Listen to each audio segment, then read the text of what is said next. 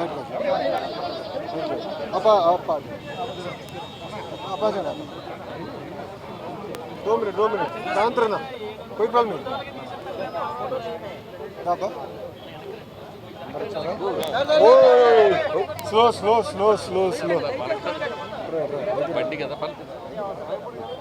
అన్నా బాగున్నారా అన్నా గుడ్ ఈవినింగ్ మార్నింగ్ నుంచి ఉన్నారంట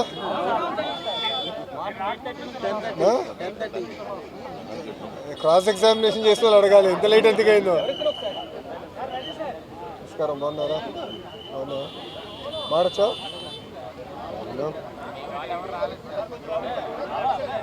రాలేదా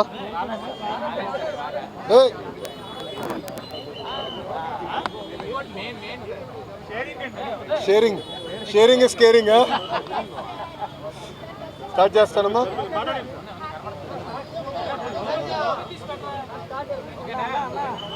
మీడియా మిత్రులందరికీ నా నమస్కారం 2019లో తెలుగుదేశం పార్టీ ఆనాడు ఓడిపోయినప్పుడు కావాలని తప్పుడు వార్తలు రాసి వ్యక్తిగతంగా నన్ను డిఫేమ్ చేయాలని ఆనాడు నా ఫోటో పెట్టి కింద క్యారికేచర్ పెట్టి ఏకంగా నేను విశాఖపట్నానికి వచ్చినప్పుడు 5 సంవత్సరాల్లో లాంజ్లో స్నాక్స్కి సుమారుగా 25 లక్షల రూపాయలు ఖర్చు పెట్టానని ఒక టైటిల్ పెడతాం జరిగింది. చిన్నబాబు చిరుతిండి 25 లక్షలండి అనే టైటిల్తో పక్కన ఫోటో పెట్టి ఏకంగా ఆనాడు ఆర్టికల్ వేశారు. ఆ రోజు నుంచే నేను సాక్ష్యమైన పోరాటం మొదలుపెట్టాను.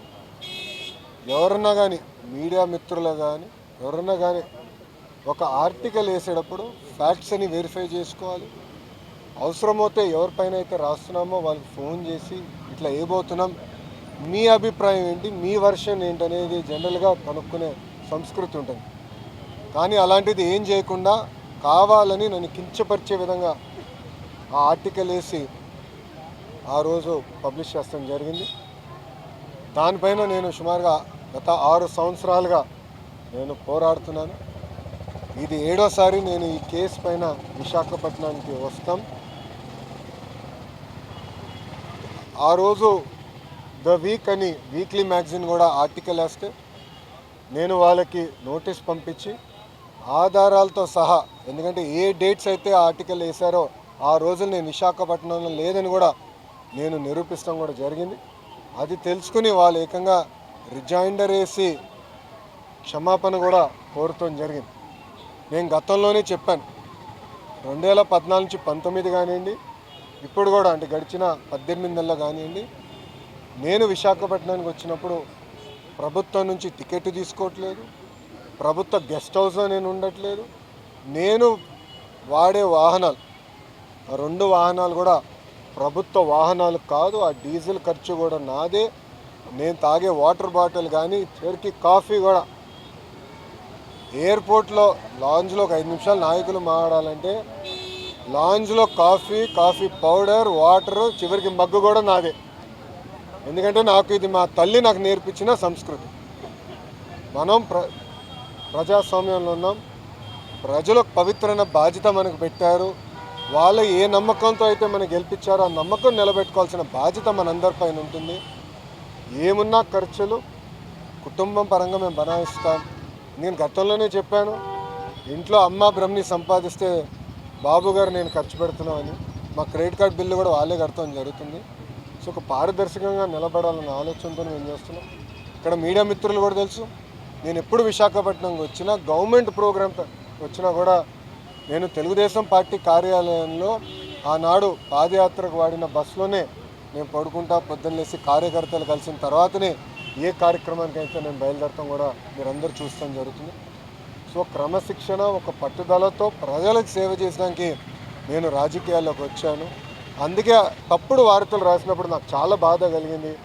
క్యారికేచర్ వేసి అంటే పైన నా ఫోటో కింద క్యారికేచర్ వేసి నన్ను కించపరిచే విధంగా చేసినప్పుడు దీని మీద పోరాడాలని ఆనాడు నేను నిర్ణయించాను. తప్పుడు రాతలపైన తప్పనిసరిగా నాడు నేడు ఎప్పుడు నేను పోరాడతాను. 2 కాదు 3 కాదు 5 కాదు, ఇంకో సంవత్సరం ఎక్కువ పట్టినా న్యాయం నా వైపు ఉందని నేను బలంగా నమ్ముతా ఉన్నాను. నేను గెలుస్తానని కూడా నేను నమ్ముతున్నాను. ఎందుకంటే నేను ఏనాడు తప్పు చేయని వ్యక్తి, నేను చేయబోను కూడా. సో ఇప్పుడు మీడియా మిత్రులు కానీ ప్రశ్న ఉంటే దానికి సమాధానం చెప్పేదాన్ని నేను సిద్ధం.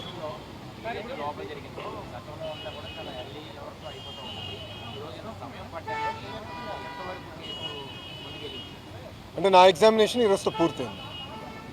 సో నెక్స్ట్ టైం వైజాగ్ వచ్చినప్పుడు వేరే కంపెనీల కోసం వస్తాను.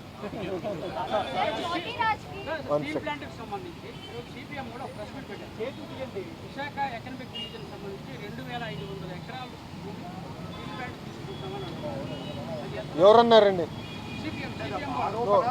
ఒక్క నిమిషం సార్, ఒక్క నిమిషం.